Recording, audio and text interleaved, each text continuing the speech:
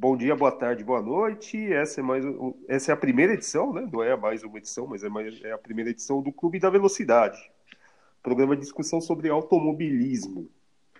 Estamos aqui eu, Márcio Corrá, Gabriel Medeiros, o Felipe Mídia e o Diogo Felipe para comentar sobre tudo o que mais emocionante aconteceu no fim de semana, ou quase isso, né? A gente pode começar com os destaques iniciais, então, né, de cada um dos nossos panelistas. Gabriel, vamos começar com você aqui. O que você achou do Grande Prêmio da Espanha? Então, meu destaque inicial com relação ao Grande Prêmio da Espanha é o seguinte, uma corrida fraca, né? Como quase todos os grandes prêmios da Espanha são, a pista não permite muita ultrapassagem, não permite muita ação, mas assim, mais fraco do que o normal, né? Uma dominância muito forte da Mercedes nas últimas corridas e basicamente o campeonato já para a Ferrari já acabou, com relação, pelo menos a construtores e tal, não sei aí, né? Só se acontecer um milagre para frente. Mas, então, assim, uma corrida fraca, modorrenta, chata e que não teve nada de tão importante assim. Uma outra. Beleza, Felipe. Felipe, o que só você viu nesse programa, nessa corrida? Bom, boa noite aí para todos, né? Bom dia, boa tarde, né? Para quem estiver ouvindo aí no outro horário. Bom, meu destaque inicial é a volta da rádio aqui, né? 10 anos aí que a gente ficou sem gravar, a gente teve que aguentar aí o Gabriel, né? Todos os dias da nossa existência pedindo para voltar com isso. Então, estamos aqui de volta. Bom, eu tentei arrumar novos amigos aí nesse meio tempo, mas acho que eu falhei, né? Porque tô aqui, lá vamos nós de novo, né? Bom, aí, meu outro destaque aqui fica a lembrança a dois dos maiores pilotos aí da história da Fórmula 1, né? Um deles é meio controverso, né? Que é o Gilles Villeneuve, ele morreu no dia 8 de maio de 82 em Zolder, né? Naquele acidente na classificação, né, para a corrida. E o falecimento, eu acho que eu falo por todos aqui, né, do maior piloto de todos os tempos, dia 1º de maio de 94, Senna, né? Tenho certeza que eu estou falando por todos aqui, né, pelos ouvintes também, até porque quem não acha o Senna o maior de todos é um insano, né? É, É só pegar o gancho aí também, meu último destaque, eu prometo, né? Muito tem se falado até da saída aí do GP da Espanha, o Gabriel estava falando aí. Eu acho que não vai ter lamentação nenhuma, né? Não é assim, um grande prêmio que tenha gerado grandes corridas nos últimos anos, né? Essa pista de Montmeló, né?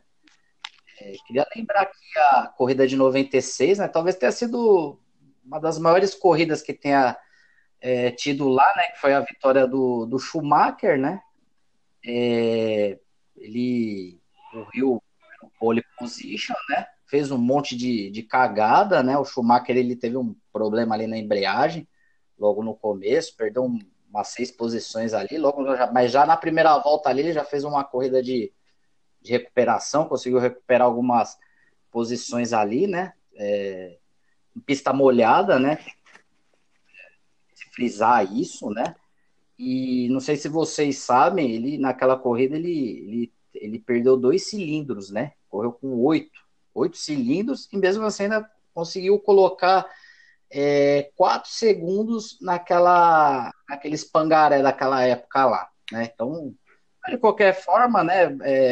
Vale esse destaque, né? Pela grande corrida de recuperação que ele fez naquele dia lá.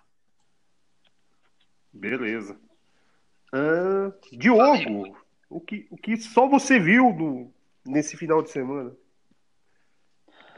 Boa noite a todos, bom dia ou boa tarde para quem estiver nos ouvindo aí. Uma satisfação enorme reouvi-los, né? Todos os nossos grandes amigos do antigo Fórum Velocidade, Felipe, Gabriel e Márcio Corrara. Enfim, meu destaque do Grande Prêmio da Espanha aí foi a sonolência, mas isso já é tradição naquele circuito, né? Ainda bem que parece que já vai tarde.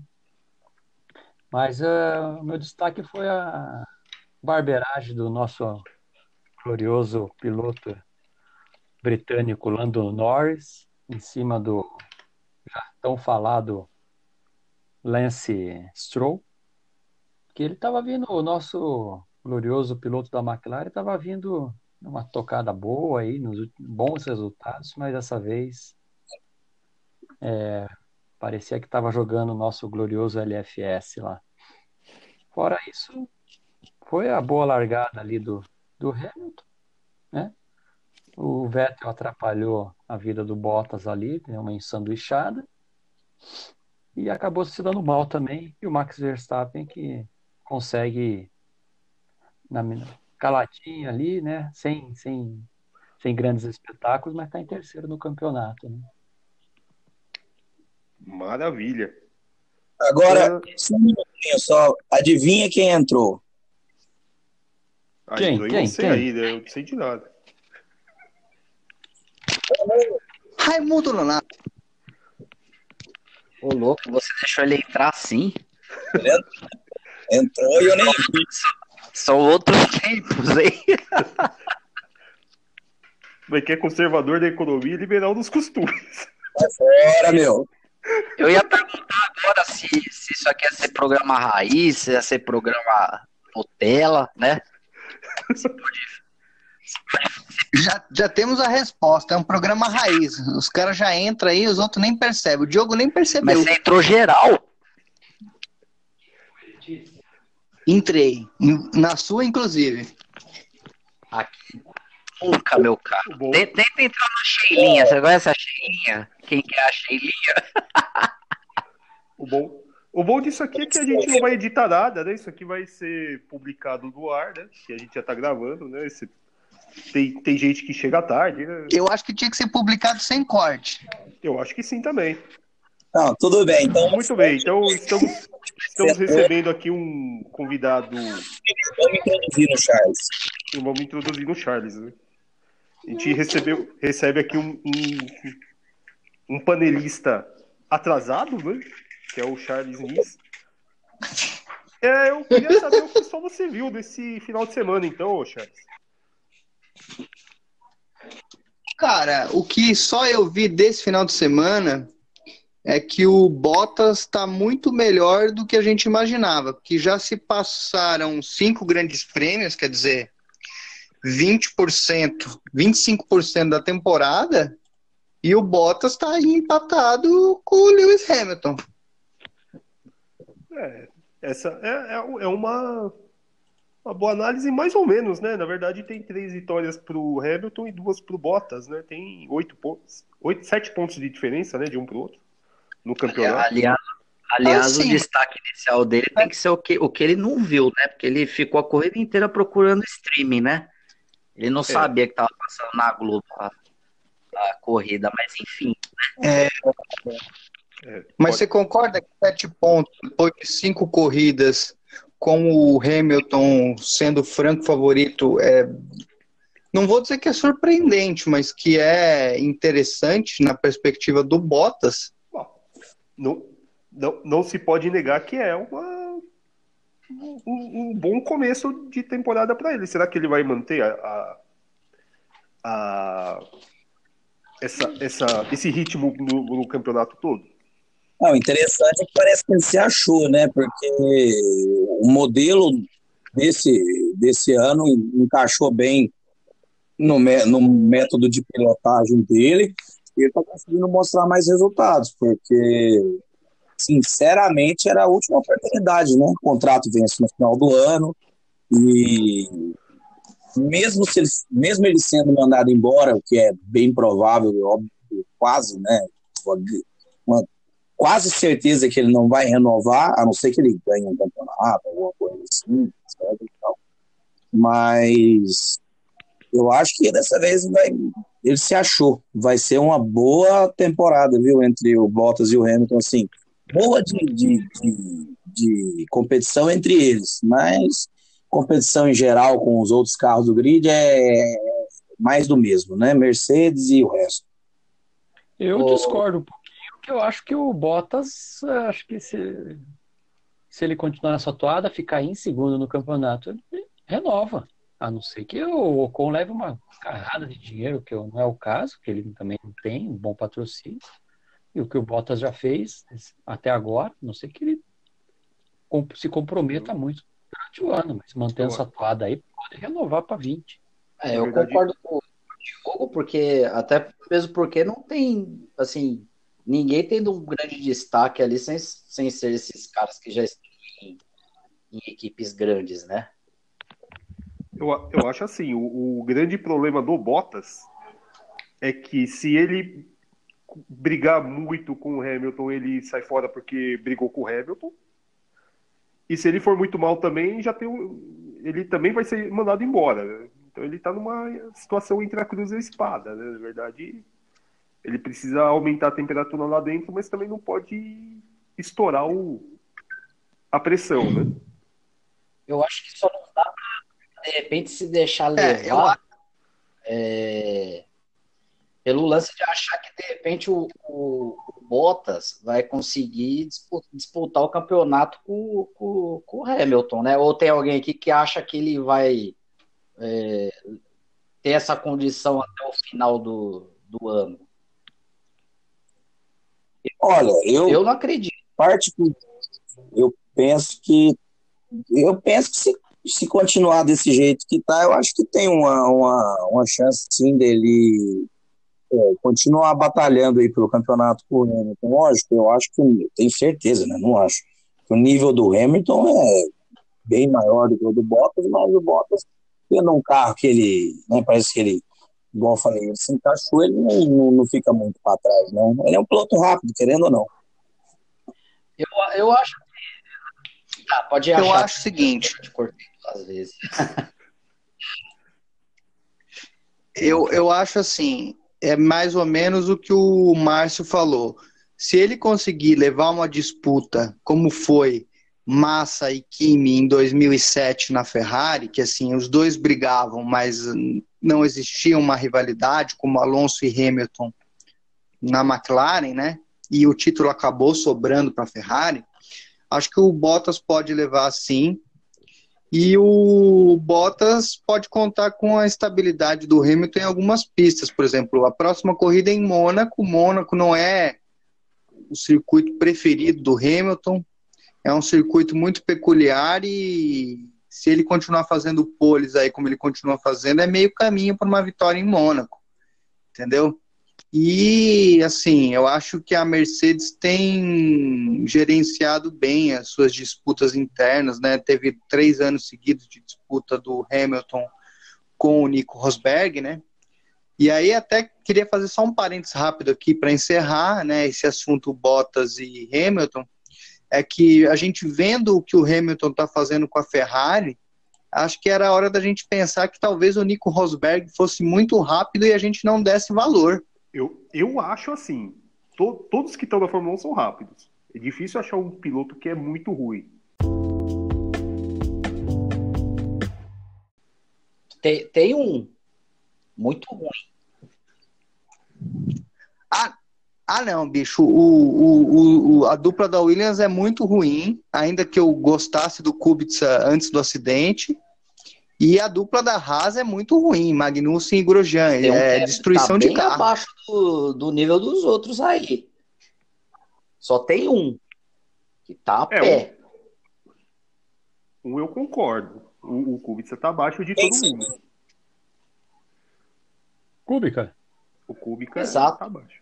O Kubica tá abaixo de todo mundo. Não, mas né, o Kubica é uma pessoa que hoje tem uma deficiência na mão, por causa do acidente, etc. Tal. Mas aí a gente está falando de pilotos que estão nas suas plenas faculdades físicas, entendeu? Na verdade, se for analisar, hoje ele é um ex-piloto, né? Ele tá ali só cumprindo tabela. Se você Levou vê uma que verba, né? ele tá abaixo do novato, né? Mas assim, os tempos dele são muito ruins, muito abaixo do parceiro dele, né? Porque ali a gente vai ter que usar o companheiro de equipe dele como parâmetro, né? Porque lógico que a Williams tá ali muito Tá abaixo de todo defasada mundo. demais, né? Quando você Exato. usa o companheiro de equipe dele como parâmetro, ele tá péssimo. Mas aí surge uma outra pergunta. Será que o Russell não é muito bom? Não dá para saber.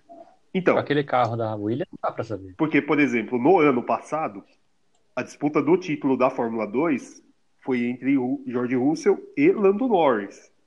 E o Lando Norris está indo bem na McLaren, né? Sim. Então, será que o Russell não é muito bom? Eu acho, na minha concepção, que o Russell não é que seja muito bom, eu acho que ele é um piloto bom, ele é rápido, é revelação e tudo, mas é que nem o Diogo falou, o carro é muito ruim e não tem... Isso eu acho que é ponto pacífico. Tipo, o carro da Williams é muito ruim, não dá para comparar com os outros carros. Agora, é assim, eu vou ser bem sincero, tipo, não é que eu goste ou não goste do Kubica, mas eu tinha uma certa curiosidade em saber o que ele ia fazer. Só que esse começo de temporada está sendo muito decepcionante, a ponto da gente considerar que ele está abaixo de todo mundo, né? Inclusive de um Grosjean, por exemplo, de um Magnussen, que realmente estão fazendo um serviço medonho na Haas mesmo. Mas é o que o Gabriel falou. O cara tem só. Não, mas infelizmente ou felizmente, isso não é um problema meu. Não é um problema de ninguém de daqui. A gente tá vendo pilotos de Fórmula 1, não é isso? É que quando a gente vê um cara muito rápido, às vezes ele mesmo assim, ainda ele bota uma certa porcentagem de tempo em cima daquele outro piloto, né? É que nesse caso, realmente, pode ser que ele seja bom, né? Mas a discrepância de tempo acaba colocando o Kubica ainda mais para baixo, né? Sim. Porque às vezes a relação que dá para se fazer aí são de pilotos do tipo Johnny Dumfries, aquele que foi parceiro do Senna, né? Que tipo, o cara tomava não é que ele tomava tempo, ele tomava assim muito tempo, né? Então eu acho que talvez seja essa relação, talvez sim seja um bom piloto, sim, né? Mas que de repente a falta de boas participações do Kubica acaba colocando o Kubica ainda mais para baixo. Talvez assim, tendo de repente uma corrida com chuva, ou a gente possa medir um pouco mais o companheiro de equipe dele. Ou até mesmo a prova em Mônaco, que é uma prova que exige mais da técnica do piloto, talvez a gente consiga medir isso exatamente. Né? Você vê que, assim, na verdade, o Kubica não tem servido nem como parâmetro, né? Para a gente conseguir medir alguma coisa. Exatamente. Tem duas coisas aí desse que o Corrado falou, que é o seguinte. A primeira é a pergunta que ele fez com relação ao Russell. Né? Será que o Russell não é muito bom? É o seguinte, se ele brigou por um título na Fórmula 2, junto com o Norris, que está fazendo um bom trabalho, eu acho que ele seja muito bom, sim. O carro não ajuda, mas ele seja muito bom. De onde ele veio? Eu pergunto porque quem me conhece sabe que eu só assisto Fórmula 1. Tipo, outras corridas eu não nem perco meu tempo. Ele fez as categorias de base, né? Aparentemente, pelo que ele disputou um título ano passado na Fórmula 2, que é a categoria abaixo da Fórmula 1. Então, na verdade, o Russell ele é o terceiro piloto da fila da Mercedes, né? Ainda tem essa, né? Porque tem o Bottas e o Hamilton, né? Tem o Ocon que tá como terceiro piloto da Mercedes. E aí ele tá na escada da Mercedes também, né? Ele também é empresariado pelo Toto Wolff, não sei o que e tal, né? Que não é bobo, né? Então, Sim. pode ser que a gente tenha um piloto aí. Desvenda um pouco o lance do Bottas, né? Por acaso a gente circulou aqui e acabou meio que analisando se de repente o Bottas não renovar, né? Sim. Se não for o Bottas que vai ficar, quem assume a vaga provavelmente é o Ocon, né? E o Ocon já mostrou serviço, né? Já mostrou que é rápido. Exatamente. Então, o Russell, ele é o segundo ali na sucessão real. Isso. Sim. Falando em sucessão real na Mercedes, onde está Pascal Wehrlein, que para mim era o cara mais talentoso dessa geração nessa linha sucessória? Também é interessante, ele sumiu completamente do holofote da mídia. Não, ele tá na Fórmula E, né? Não é um piloto de ponta, porque a Fórmula E virou uma bagunça esse ano, mas, tipo, ele tá na briga ali, de vez em quando aparece brigando por vitória. Já ganhou esse ano, né? Mas ele se queimou ali na... Ah, sim, Marúcia, né? na sucessão da Mercedes ele não tá mais porque se queimou. Tanto que ele é o piloto de simulador da Ferrari, se não me engano. Foi contratado para esse posto esse ano. Maravilha, Alberto. Né? Muito bem. Então, vocês querem falar mais alguma coisa sobre a Espanha ou... A gente está no destaque inicial do Charles ainda, hein? Que coisa. Na verdade, a gente pode juntar tudo, né? No destaque inicial também, porque o Gabriel também explanou quase tudo sobre o que aconteceu e o que não aconteceu no GP da Espanha.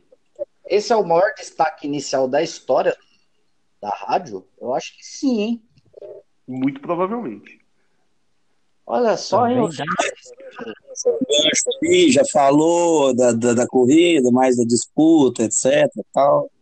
Eu acho que a gente pode até acabar com o programa, né? Já que é assim, né? Já que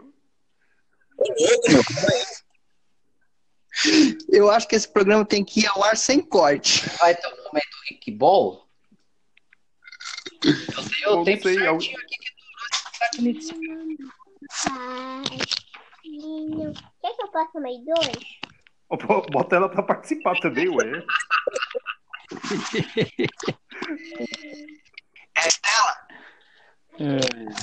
Tava desenhando os Minions aqui. É justo, eu acho que ela entende mais de Fórmula 1 do que a gente. Eu acho que ela poderia participar do programa. Eu? Deixa lá. Bom, falando em rivalidade, São Paulo e Rio. Felipe, puxa essa bola aí do Grande Prêmio do Brasil e onde ele vai ser sediado a partir de 22. 22 não, né? 20, né? Derrubou o apresentador, coitado. 2021, na teoria é assim, né? Existe um... Apresentador. O apresentador...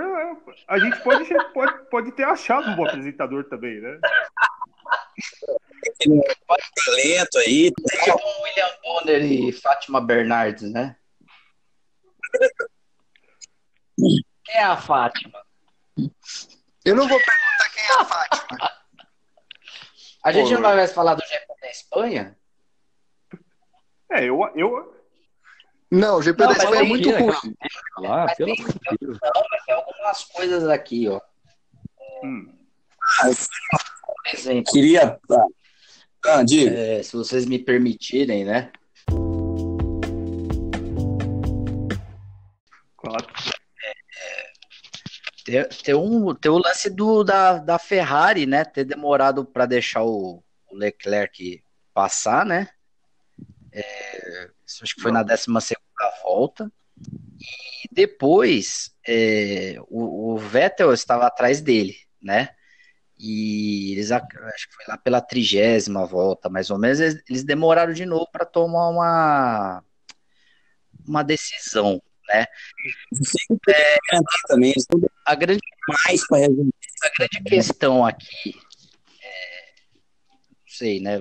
Vocês não acham que a Ferrari ela tem se apoiado em estratégias ali criadas, tipo, final dos anos 90, né? Deram certo até ali, meados dos anos 2000 ali, mas, assim, hoje são outros tempos, né? Você precisa ter uma agilidade naquele momento para ter dois carros em condições de disputa, né? Então, por exemplo, então, naquele primeiro momento você teria um Leclerc mais próximo ali do pelotão da frente, né? Num segundo momento, que o Vettel estaria mais rápido, aí sim você teria ele ali em condição de disputa, né? Até porque a gente não tem mais o Schumacher, né? O Schumacher dava a seta para a esquerda, o cara tinha que encostar de lado ali e ele ia atropelando e abria e acabava com a corrida, né? E hoje, até para entrar no assunto do Vettel, até pegando esse gancho da estratégia aqui, você não tem esse Schumacher, né? Você poderia ter um Vettel, né? Tipo, por ser multicampeão mais próximo dos caras. E a gente não tem isso, né? O que se vê é um piloto novato de equipe que às vezes anda do mesmo nível até mais rápido, né? Queria saber a opinião de vocês aí, se realmente a estratégia ela falha, se o Vettel tá de saco cheio, né? E tentando ali ele andar mais rápido que o carro. Você vê que na primeira volta ele deixa pôr o pneu, ele até colocaram a culpa dele na hora lá, tipo, de ter atrapalhado o Bottas. Eu queria saber a opinião de vocês, assim, mais a respeito do Vettel, se ele não é tudo isso. Essa é uma boa pergunta. Não, o negócio é o seguinte, eu acho, isso é um negócio muito complexo. Eu penso o seguinte, eu acho que a Ferrari, sim, demorou muito para definir a estratégia ali entre a troca dos pilotos, etc. Mas não adianta você ter uma estratégia boa, rápida, né? Troca de pilotos na pista, etc., quando o carro não está no mesmo nível dos carros que estão na frente. A Ferrari se mostrou durante a pré-temporada muito rápida, a Mercedes se encontrou no segundo teste de pré-temporada, na segunda bateria de testes, e atropelou a Ferrari. Então, assim, querendo ou não, me parece que você pode ter uma estratégia boa, mas seu carro tem que andar. E sobre o Vettel, não sei, às vezes parece que ele está com algum problema de autoestima, ou é uma pressão muito grande, ele não consegue, ainda mais depois de todos aquela sequência de erros, né, na segunda metade da temporada do ano passado, assim, parece que ele não está se achando mesmo, né, com relação a aguentar a pressão de uma Mercedes, de um Hamilton, e uma autoestima, conseguir se manter bem consigo mesmo, com a cabeça boa para vencer.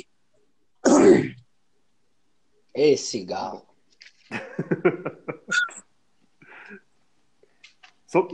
Eu acho assim, sobre o que aconteceu com a Ferrari. Na verdade, o que parece com a Ferrari é que o carro bom é o carro que está atrás, né? É o carro mais rápido da dupla, né? Tipo, é a conclusão que a gente pode chegar depois de ver essa corrida, né? Porque no fim das contas, quem estava andando mais rápido é justamente quem estava atrás, né? E estava pior posicionado na disputa. Só que, no fim, as duas Ferraris estão brigando entre si, e aí deixam não só as duas Mercedes escaparem, como deixam também o Verstappen escapar. Né? Eu acho que esse é o ponto, na verdade, né? Porque ficaram fora do pódio, né? Exatamente, mais uma vez, né? Eles estão tomando ponto entre si, né? Então... Exatamente. No fim, não existe uma estratégia clara de saber quem que vai fazer o que ali na disputa. Né? Exatamente. Isso, na verdade, isso aí é culpa, no fim das contas, é culpa do Vettel. Né? No fim das contas, é o Vettel que deveria estar, digamos assim, comandando a equipe. Né? Ele que deveria estar ponteando a equipe e levando a equipe a melhores resultados. Claro, passado tá liderando. tá muito mas aí fraco mentalmente, né? Sim, sim. Exatamente. mas aí eu vou um pouco na linha do Gabriel. Eu acho assim, não adianta ter estratégia, não adianta ter um piloto tetracampeão do mundo que é rápido, se o carro não anda. Eu acho que ou a Mercedes achou uma solução depois dos treinos de pré-temporada, ou a Mercedes escondeu muito bem o mingau e agora que precisa mostrar o mingau, tá mostrando. Mas será e que o com, carro é com realmente vontade. mais lento? Ou de repente o Vettel ele precisa ter um carro muito acima dos demais para brigar pelo título? Porque nas de Red Bull a gente sabia que a Red Bull estava muito acima.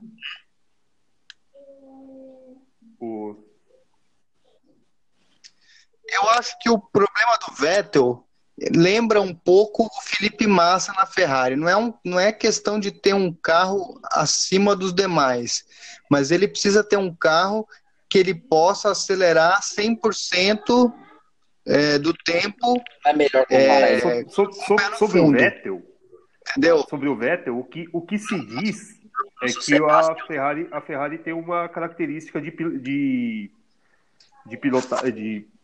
pilotar, né? O Vettel tem uma característica de pilotagem que não se encaixa com as características do carro, né? Isso é o que se diz a miúda por aí. E, na verdade, no fim das contas, a gente chega a um dilema de Tostines aí, né? Na verdade, é o Vettel que não anda porque o carro é ruim, ou o carro é ruim porque o Vettel não anda? Eu acho mais fácil ser a opção 1, que quando o piloto não se adapta ao carro, você tem que destruir o carro e fazer outro. Em maio, você tá... Bom, na verdade é assim, né? Depois da corrida, o Vettel chega para os mecânicos lá no rádio e fala assim, pô, galera, o negócio é o seguinte, ó, a gente podia... Tá ruim, mas podia ser pior, a gente podia estar carpindo um lote aqui. Fala, pô... O Hamilton não podia estar dando um banho nos dois caras ali, tipo, se tivesse com a Ferrari? Provavelmente sim, né? Mas será que a Ferrari já jogou a toalha? Aparentemente sim, né? Não tem como não jogar a toalha, né? Você chega na metade de maio, quase começo de junho, já indo para a sexta etapa de um campeonato. 60 atrás não existe possibilidade de você competir. Vai existir uma competição entre interna lá na Mercedes, entre eles lá. Agora na Ferrari, isso aí é competir para quem vai ser terceiro no campeonato, competir para ver qual equipe vai ser a segunda. Querendo ou não, 2017 foi uma temporada boa, 2018 foi uma temporada boa. Agora vai voltar para aquela encheção de saco de 2016, 2015, por ali, entendeu? Que era só Mercedes. E aí você fala assim, mas vocês comentaram, o Vettel não anda bem por causa do carro, o carro não anda bem por causa do Vettel. Eu acho o seguinte, bicho, eu acho que, na verdade, é igual eu falei, um conjunto de coisas. O carro não é que o carro seja ruim, o carro não está no patamar necessário para ser campeão do mundo, e o Vettel simplesmente chegou num ponto onde ele já começou a temporada meio lento, né? Começou meio lento, e não tem a pressão de saber que tem um moleque mais novo do que ele, como companheiro de equipe, que está andando muito mais do que ele, entendeu? Então, assim, o cara enche o saco, ele não vai ficar tentando por resto da vida. Aquela largada ali não foi de alguém que tá full putaço, cara, com a equipe? Tipo, jogar ali pro lado, sair fritando pneu. Aquela largada me parece uma largada de alguém, na verdade, que não usou a cabeça, né?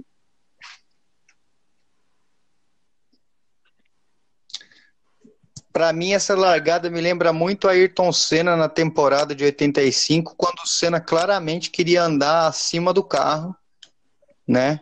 Que era um carro mediano, e aí em 86 a Lotus fez um carro bom, ele conseguiu disputar o título até a antepenúltima etapa. Mas ali você vê claramente que o Vettel tá andando mais que o carro. o carro, você bota todo esse estresse em cima do carro, né? Ele não anda sozinho, né, meu? Então ele não vai aguentar.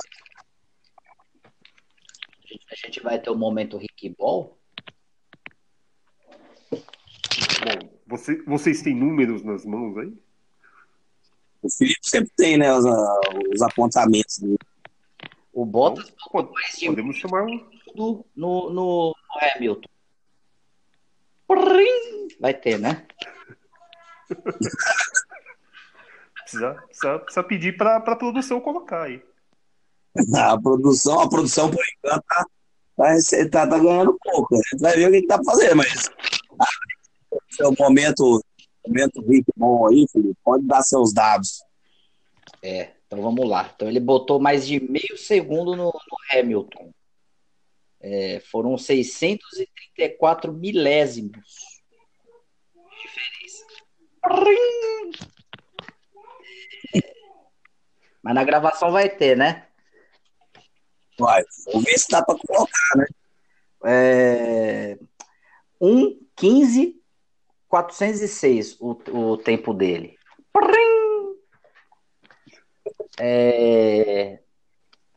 Foi a 76ª vitória do Lewis Hamilton. Nossa, bicho. 76ª já? Exatamente. Exatamente. Se eu não falei o 70º errado, é a 15 do Schumacher. vitória número 76 dele aí. Não, o cara tá caminhando para ser em números o maior da história. Né? É o 16º grande prêmio que ele liderou do início ao fim. Nossa senhora. Maravilha, né? Não é de ponta a ponta, porque, na verdade, quem largou na pole foi o Bottas. Exatamente. Por isso que não contaria como ponta a ponta. Quantos pilotos tem, né? Vitórias de ponta a ponta do que o Hamilton? Se ele largasse na pole, sim. Não teve hat-trick aí por causa da pole. Exatamente. 5ª dobradinha consecutiva da Mercedes. Nunca na história da Fórmula 1 aconteceu isso. Né? Isso daí, né? Vocês acham que acaba a dobradinha? Esse dado aí, peraí, só um minutinho. Esse dado eu queria saber se é verdade mesmo. É verdade? Isso nunca aconteceu antes na história da Fórmula 1? Quinta dobradinha consecutiva, não. É inédito, então. É inédito. Louco, bicho. É inédito. Nem a Williams de 92 conseguiu, é inédito. Foi a 9ª pole position do Bottas.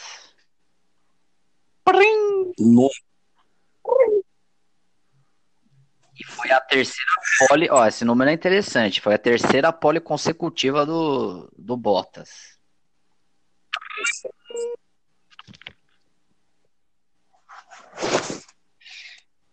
Esse era um número legal de levantar. Quantos pilotos já conseguiram 3 poles consecutivas na história da Fórmula 1?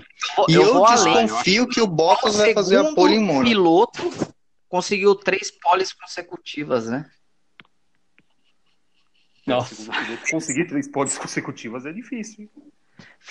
Só se você considerar o Senna como segundo piloto daquela McLaren de 88. Foi o 49º GP da Espanha. Nossa. O 29 em Barcelona. Eu até que com relação não sei o que, etc. Tal. Como a gente acha que ele vai sair, né, para entrar Zandvoort, já foi confirmado no local para voltar para a Fórmula 1, etc. Assunto, né, também do site. Sai dentro do balde aí, meu filho. Agora ficou ruim. Alô, tá ouvindo ou não? Agora melhorou. Tá chovendo aí? Tá chovendo aí? Ó, são 29 em Barcelona, né, Corrara, que você falou? 29. 9 em Jarama. 5 de La Frontera. Teve 4. Montjuic, né? Exatamente, 4, né? Foram 4? Eu não sei o número. Mas teve Moonwick também no fim da década de 70. Né? São 4. E 2 em Pedralbes. Pedralbes, que eu não tenho a menor ideia de onde é. Você sabe? Na Espanha, né? Fica, segundo meu levantamento aqui, fica perto de Ilha Solteira. É perto de Barcelona. Deve ser um buraco desse aí. E o Diogo caiu mais uma vez. Vixe, tá feia a coisa. Ó, então, e aí? Salve com velocidade! Alô? Alô? Silvio. Salve! Salve. Meu caro Nabucco, vamos ver se você fez a lição de casa direitinho. Quem era o title sponsor do GP de Jerez de la Fronteira? Sponsor. Era o vinho. Agora eu vou ter que forçar um pouquinho a minha memória aqui, mas eu não sei se... Eu me lembro que no começo, né, do grande, pelo menos nos grandes prêmios da Europa, era o arroz, né, o tio Pepe, eu acho. O tio Pepe é um vinho. Tio Pepe é Sabe um que era vinho, arroz? acertou. Era o tio Pepe. Nossa, eu tenho. Maravilha. Famoso vinho Jerez, né? Jerez. Ó, e aí, o que mais nós temos? Um negócio aqui que eu queria falar também, que a gente falou aí sobre o Vettel. Vocês acham que ele tem algum futuro na Fórmula 1 desse jeito aí? Se continuar desse jeito, fica muito tempo, enche o saco, sai fora? Será que vai terminar na Ferrari igual um Prost? O que vocês acham? Terminar na Ferrari igual um Prost, nesse ano é bem propício para isso, né? Você parar para pensar... Parece... Até porque se ele terminasse a carreira como o Prost, ele terminaria por cima, né? Porque o Prost... Terminar a carreira na Ferrari, terminou por baixo. Né? Mas eu torço para que não. Eu adoro ver a Ferrari se ferrando, pagando as falcatruas que já fez. Eu adoro, tipo, que continue assim. Se ele for pagar, melhor ainda. Que maldade. Já pensou ele volta para Red Bull e ganha tudo?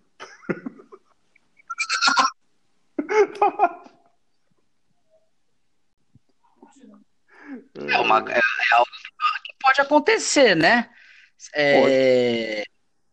Se bem que nem todo retorno dá certo, né? Porque, assim, se a gente for ver tanto de chilique que ele andou dando, pode ser que ele faça um retorno lá Fernando Alonso, né? Volte para lá e encontre a Honda lá, né? Tipo, reclame da Honda, a Honda começa a ver o mesmo pesadelo que tinha com o Alonso, de ter alguém falando mal deles, tudo mais, né?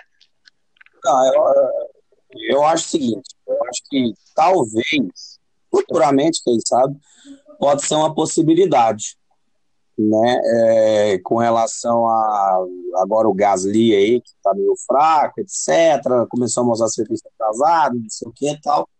Mas, se resolverem meter um pé na bunda dele e a Ferrari ficar de saco cheio do Vettel, quem sabe, né? Nunca dá para dizer nunca que ele não volta para lá. A verdade é que essa prova da Espanha, ela é assim, a grande síntese do que é a Fórmula 1 hoje em dia, né? Um entretenimento bem ruim, né? Já que a gente está no momento do kickball aqui, eu peguei no sono cerca de 15 vezes durante a corrida. Vai até uma sugestão aí para Sport TV, eu tenho insônia, colocar ali naquela faixa da meia-noite ali a corrida, 1h da manhã, colocar todo dia esse GP da Espanha aí, eu vou dormir facinho. Cara, eu vou falar a verdade pra você, mas agora é sério, eu concordo um pouco com isso aí. Eu consegui ver 25 voltas da corrida e depois já perdeu a graça. Quer dizer, você percebe que, lógico, não são todas que são assim, né? Mas uma parte das corridas são extremamente previsíveis, entendeu? E tá sono mesmo. Mas convenhamos, né, pô? Se todas as corridas até agora acabaram com Mercedes como 1 e 2, aí de vez em quando aparece um Verstappen fazendo bilhareco, mas normalmente quem acaba em terceiro é a Ferrari. Mas, tipo, onde está a imprevisibilidade disso aí, né? Exatamente. E a Fórmula 1 hoje, ela é um entretenimento péssimo. Tipo, qualquer coisa que você for fazer ali naquele horário vai ser melhor. Passear na praça, levar o cachorro para passear, ir lavar rápido o carro para lavar, ir trocar o óleo do carro, dormir, ou então assistir a Premier League, que geralmente passa no mesmo horário, assistir a Série A2 ou Campeonato Paulista, ou qualquer coisa tem sido melhor que a Fórmula 1, infelizmente, né? Então, assim, por mais às vezes que o Charles sempre diga que a audiência esteja subindo, fica difícil para que a gente acredite nisso, porque no nosso dia a dia hoje a gente vê bem menos pessoas assistindo a corrida, né? Mas eu acho que a gente tem uma. Antigamente você chegava, fala por mim aí, quando eu era criança, chegava na escola, pô, a graça era colecionar o álbum de figurinha, era falar da corrida que tinha acontecido no final de semana, e posteriormente no trabalho, tipo, chegar no trabalho, ter algumas pessoas ali que assistiam. Hoje em dia você não encontra mais ninguém que assista, né? Então, assim, fica difícil acreditar que a Fórmula 1, como um formato de entretenimento tão ruim, esteja crescendo em audiência, até mesmo porque todo mundo dormiu aí durante a corrida, né? Então, teve gente aí que nem viu ali aquele pega do Magnussen com o Grosjean, porque mudou de canal, porque dormiu mesmo, enfim, né? Beleza, hein? A gente, um podcast sobre Fórmula 1 e a gente tá metendo o pau na Fórmula 1. Exatamente, isso que é maravilhoso, né? É ruim mesmo. Não, tem gente que fala que não existe corrida chata. Rapaz. Não, mas também a gente tem que ser bem sincero aqui com relação a esse negócio de corrida chata. Eu já falei isso no grupo para vocês, não sei se vocês concordam, mas sempre existiu corrida chata. Você pega aqueles grandes prêmios da Hungria ali, do final da década de 80, começo da década de 90, sabe? Aquelas corridas em Aida, aqueles grandes prêmios da Argentina na década de 90, umas corridas muito ruins. Assim, corrida ruim sempre existiu, entendeu? Então, assim, não é de hoje isso aí. Não, eu não discordo de você. Eu acho que sempre existiu corrida ruim. Inclusive tem muito GP do Brasil aí que o pessoal fala maravilhas e no fim, tipo, foi horroroso, né? Tipo, Sabe qual que é a Jacarepaguá, diferença? em geral, a corrida era medonha as corridas de Jacarepaguá. Desculpa, os caras que querem ver a volta de Jacarepaguá e não sei o quê, mas, pô, pelo amor de Deus. Sabe qual que é a grande diferença? É que quando a gente começava a temporada de Fórmula 1, você tinha 16 corridas ali no calendário e você sabia qual era a prova que seria ruim, né? Do tipo, puta, essa corrida aqui na Hungria ela é ruim. A corrida na Espanha é ruim, né? Mas, em contrapartida, é imperdível o GP do Canadá, pô, até aquele GP de rua em Fênix, foi um GP muito legal, GP em Adelaide, pô, Monza, Spa, sempre boas coisas. Então, assim, a diferença é que, assim, num calendário de 16 corridas, tudo bem, a gente tinha corridas realmente ruins, né? Mas a diferença é que a gente já sabia qual corrida seria ruim, né? A gente já não ia com tanta expectativa para ver aquilo, né? Entretanto, acho que boa parte disso é culpa dos pilotos também, né? Muitos não se arriscam, né? Se você pegar a última imagem da largada, você vai ver que tem um vácuo ali. Teve gente que não se arriscou. O Leclerc, ele não se arriscou na hora da largada, né? Mas assim, onde eu quero chegar? Às vezes com Alô, voltando. Da corrida ruim que havia, às vezes você tinha um GP da Hungria que tinha aquela manobra do Piquet em cima do Senna, que é considerada por muitos a maior ultrapassagem da história, né? Então, onde eu quero chegar é que, por mais que houvesse, já até sabia qual seria, né? E era um muito menor número. Até mesmo quando tinha uma equipe no auge, você tinha dentro dessa equipe às vezes 2 grandes pilotos ali em condições de briga, né? Hoje em dia a gente não tem isso. A gente não sabe qual é a real condição do Bottas, por exemplo. Está sem justo. O Grande Prêmio da Espanha, ele teve corridas boas, né? A gente não pode ser ingrato também. Por exemplo, as corridas em Jerez eram bem melhores do que as corridas agora, do que na Catarina e tal. Eu vou ser bem sincero com você, viu, o Nabuco? Eu não sei se eram piores, não. Eu tenho plena certeza que não era. Se você pegar o GP da Espanha de 86, foi muito emocionante. Onde que aquela corrida foi? Não dá pra falar isso, entendeu? Então, assim... Não, mas 96, a corrida de Barcelona de 96 foi boa também. Boa. Então, até assim, acontece esporadicamente de acontecer corridas boas, mas tem pista que não ajuda. Exatamente. Até porque hoje, se você for ver, hoje é esporádico ter a corrida boa, né? Sim. É o inverso do que era antigamente. Isso não é memória afetiva, porque vira e mexe aí, hoje, graças à internet, você consegue resgatar corridas antigas, né? Resumos de temporadas. Às vezes você tinha histórias dentro de uma corrida, por exemplo, se a gente voltar nessa corrida aqui de 96, a gente tinha ali um grande piloto que caiu posições, né? E ele vem fazendo uma corrida de recuperação. E até isso está escasso, né? Hoje em dia. Então, assim, perdeu a emoção em diversos aspectos, né? Então, assim, às vezes até quando você tinha um carro muito superior, por exemplo, como foi em 93, mesmo assim ainda você tinha um piloto numa equipe que seria a terceira força ali do grid, né? Em condições de fazer talvez a melhor temporada dele da carreira, e sendo que ele não foi campeão naquele ano. Então, assim, hoje isso é praticamente improvável que aconteça de novo, né? Na verdade, quem está fazendo a maior temporada da carreira dele é o Verstappen, né? E o Verstappen não consegue chegar perto das Mercedes. Exatamente. Não, e outra coisa, eu queria saber do Charles aí, Charles, quais são esses aí com relação a crescimento de audiência da Fórmula 1 Mundial? O que você pode falar sobre isso aí?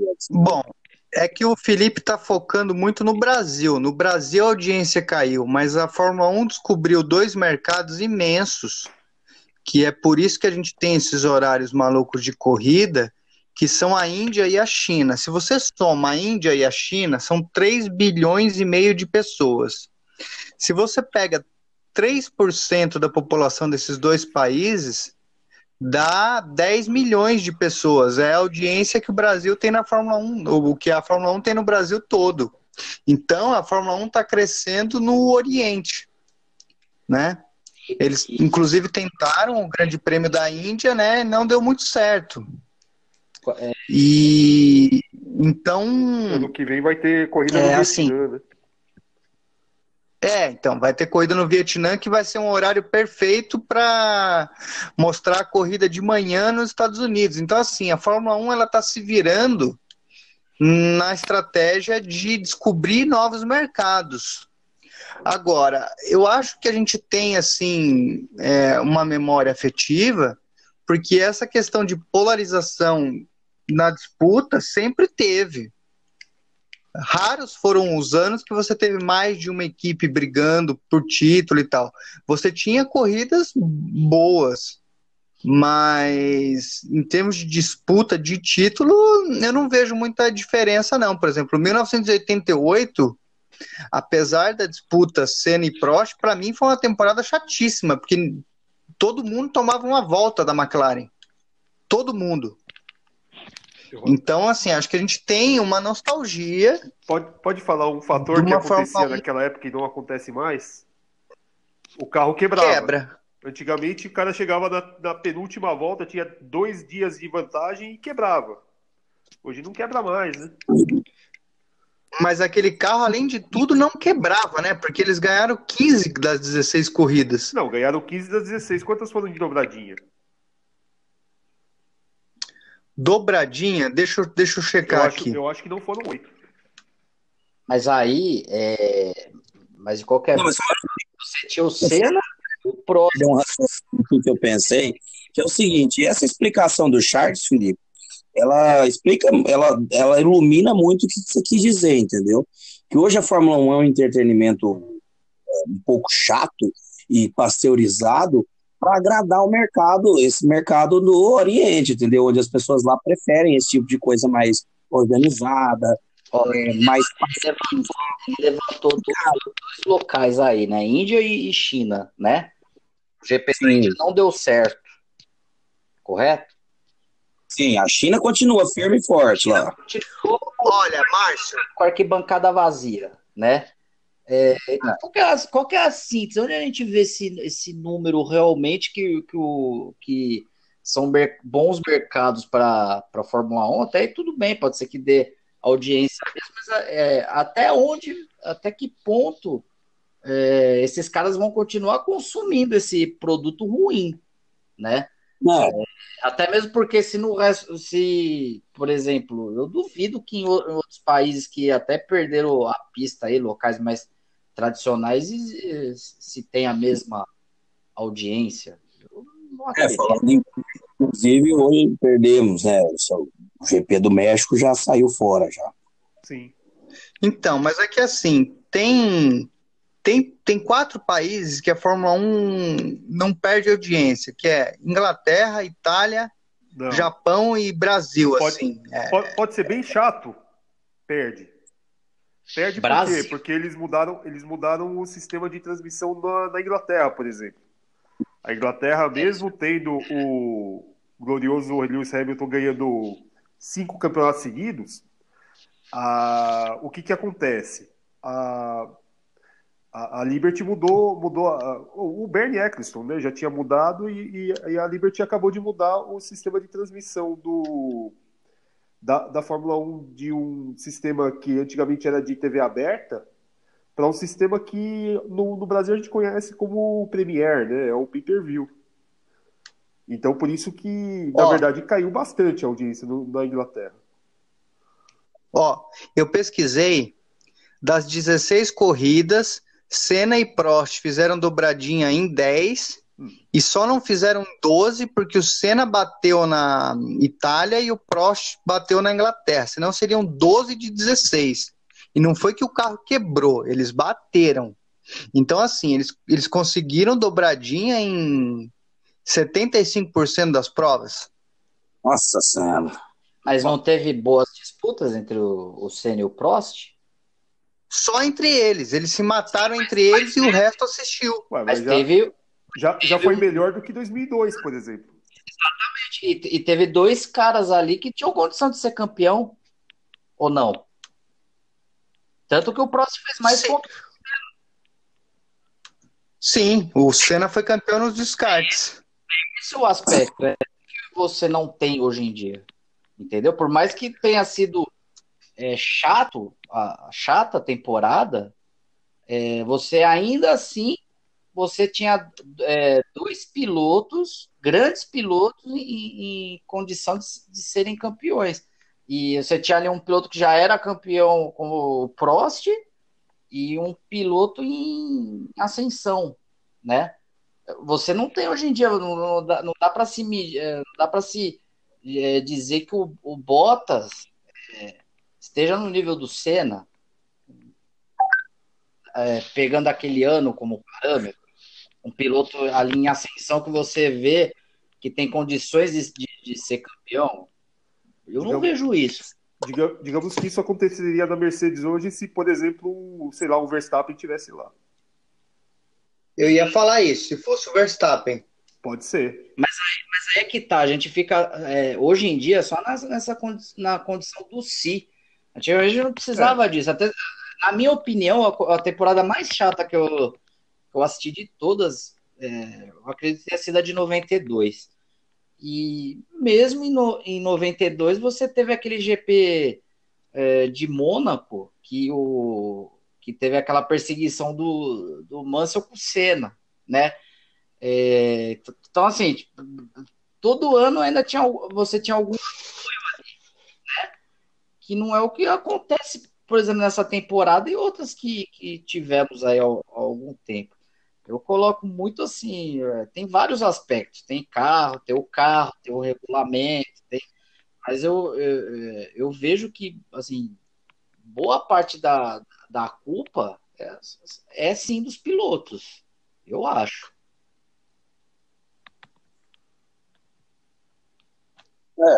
Com relação ao regulamento, por exemplo, não, que você falou aí, eu acho que não adianta ficar mexendo em regulamento, parece que cada vez que mexe só piora, sabe? Então, Bom, assim, a gente não precisa mensurar em audiência, por exemplo. Mas algum de vocês aqui classifica que o GP da Espanha foi bom? Isso cai exatamente no que eu estou falando. Tem sido um formato de entretenimento bem ruim. Sim. Né? Essa tecla que eu estou batendo aqui. Que, beleza, que acharam 2 novos mercados aí, mercados gigantescos, né? Eu não deixo de acreditar. né? O Charles tem razão, ele tem os números aí. Mas até quando esses mercados vão ter paciência para assistir uma corrida ruim dessa? É que é o seguinte, Felipe, 5% desses caras somados, vamos arredondar para 4 bilhões de pessoas. Quanto que dá 5% de 4 bilhões? Alguém faz a conta para mim. Divide por 20. Não é esse o ponto. Dá 200? Não, sim, eu acredito. A experiência que a Fórmula 1 tem no mundo todo. Eu acredito que sejam milhões de pessoas, mas não é esse o ponto que eu estou colocando em questão aqui. Vamos pegar aqui o Gabriel, por exemplo. Gabriel, você imaginava há alguns anos você assistir só 25 voltas da corrida e desligar a televisão? Isso aí realmente fez uma diferença, viu, bicho? É o tipo de coisa que eu não fazia. É a mudança no comportamento das pessoas. A gente tem grandes fãs da Fórmula 1 que não estão tendo paciência para assistir. É essa a questão que eu estou levantando aqui. Beleza, a Fórmula 1 achou 2 grandes mercados aí, tudo bem. Depois que a audiência voltar a cair, que perder esses 2 mercados aí, porque hoje as coisas são muito dinâmicas, né? As pessoas querem coisas dinâmicas, né? De repente ficar ali 1h30, 2 horas na frente da TV assistindo uma procissão, às vezes, e olha que nessa corrida nem foi procissão, porque o Hamilton conseguiu abrir na largada e na relargada, né? Então, será que as pessoas vão continuar tendo paciência, né? É esse o ponto aqui. Qual vai ser o próximo mercado que eles vão explorar, né? Então, é esse o ponto de reflexão, na verdade. Que eles têm milhões aí de pessoas assistindo, eu acredito, sim. Pode ter sido, que aqui no Brasil tenha sido um fenômeno que se agilizou aí pela falta de piloto brasileiro mesmo. Eu sei que tem gente que às vezes de repente só assiste se tiver brasileiro na parada. Por exemplo, não é o nosso caso aqui. Mas a gente tem exemplos aqui mesmo, nessa discussão, que não aguentou assistir a corrida e desistiu, desligou a televisão, foi fazer outra coisa, foi assistir o campeonato inglês, foi. Na realidade. Não, fale por você, pô. Eu só vejo a Fórmula 1 por causa do Stroll.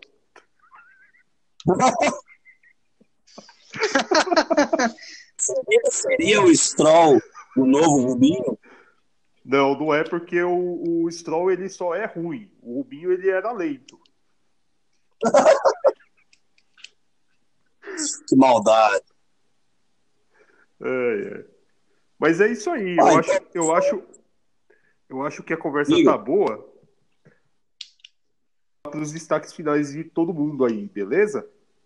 Não tô achando que já deu uma parte do horário. Então, comande o final aí, japonês. Ah, sim, o Diogo pediu para avisar que infelizmente ele teve que ir ver a novela, viu? Então, não de terminar o programa com a gente. Você tá com o tabuleiro aí? Não tô, cara. Quem tem essa experiência sobrenatural aqui, acho que é só você, viu? Que tem o tabuleiro aí, não é isso? Passaram 12 anos e as práticas continuam as mesmas.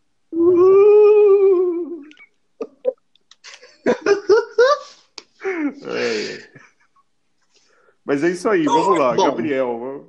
Falando de qualidade, vamos falar de São Paulo e Rio. Oi? Tá, rapidinho aí.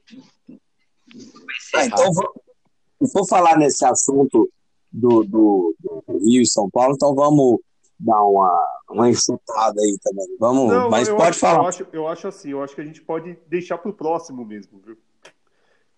Eu também acho que senão vai ficar muito comprido. Fica comprido o negócio, entendeu? Semana que vem tem corrida? Não. Não. Pode fazer um programa. A corrida semana que vem, né?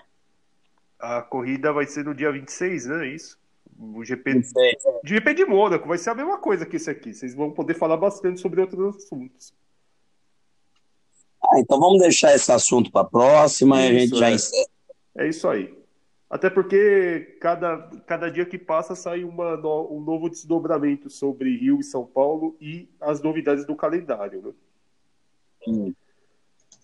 Beleza? Então, seu destaque final, Gabriel. Bom, meu destaque final é o seguinte. Eu acho que a gente o destaque final é sobre o nosso projeto aqui do podcast. Eu acho que depois de muitos anos a gente conseguiu juntar todo mundo aí, a tecnologia evoluiu e etc. E a gente está conseguindo botar em pausa esse projeto aí. Eu sei que é o começo, já para avisar para quem for ouvir, eu sei que é o começo, a gente está. Não, você está enganado, esse é o final do programa. Hã? Exatamente. Não, é o final do programa. Pô, você tá falando que é o começo, é o final. É o seu destaque final. Assim, eu queria dizer o seguinte, eu tô avisando o pessoal que nos próximos a gente vai melhorando, que a gente tá começando a voltar aí com o projeto, entendeu? Alertando as pessoas para as pessoas tomarem cuidado para não, de repente, não ouvir a gente, né? Em cima do pau, do cacete, mas uma hora vai, viu? Beleza, maravilha. Felipe, seu destaque final. Bom, meu destaque final, eu anotei aqui, ó. Meu destaque final vai para o Gabriel, né? Que marcou com a gente de fazer o programa de rádio aqui e foi gravar no Sacolão, né? Foi na feira. Vale meu destaque final para esse mongoloide aí. Não, eu não tava no Sacolão, tava na Praça da Sé. Ele foi só no lugar mais barulhento que ele encontrou para poder gravar. Então, tivemos o delay de um dia, né? Na gravação, né? Então, na terça, chegou na quarta. Mas meu destaque final aqui, porque acho que as pessoas devem ter curiosidades, né? De como é o bastidor do programa, né?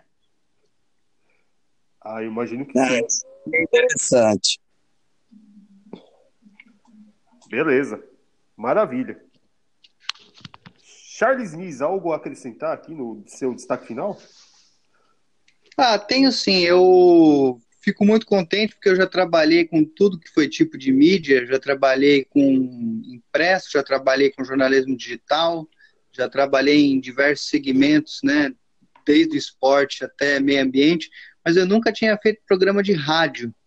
E como o Gabriel falou, né, a tecnologia aí facilitou muito, né, a gente estamos aqui os quatro gravando via celular, né, uma coisa impensável há 10 anos atrás, né, porque esse programa aqui ele surgiu há 10 anos atrás, né, quando ninguém falava em podcast. Eu acho que a gente tem que resgatar esse espírito inovador que a gente tinha 10 anos atrás e retomar o, o, o programa. Vixe, morreu. Rapaz, o destaque final mesmo foi o final mesmo. Tava muito emotivo o destaque final dele. O programa é raiz. Teve um derrame, saiu fora. Olha, eu não quero denunciar ninguém aqui, mas acho que derrubaram ele aí.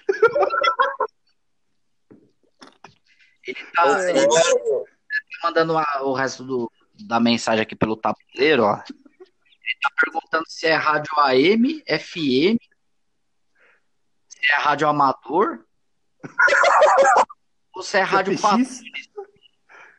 Então a gente tá fazendo aí rádio PX, então, aqui, é isso?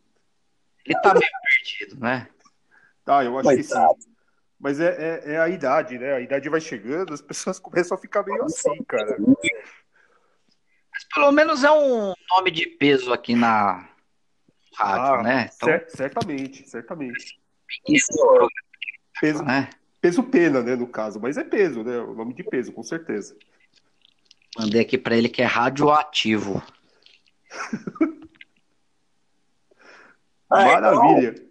Maravilha. E com essa morte ao vivo aqui, que com certeza vai aumentar o nosso Ibope, a gente vai terminando a primeira edição do Clube da Velocidade. Acho que ele destrambelhou pro outro lado mesmo, viu? Rapaz, será? Ele veio direto pro tabuleiro aqui, o tabuleiro tá mexendo que... Rapaz. Ele tá culpando o Gabriel aqui, ó. Caramba, sai fora. Mas é isso aí. Boa noite a todos. Boa noite para vocês. Tchau. Tchau.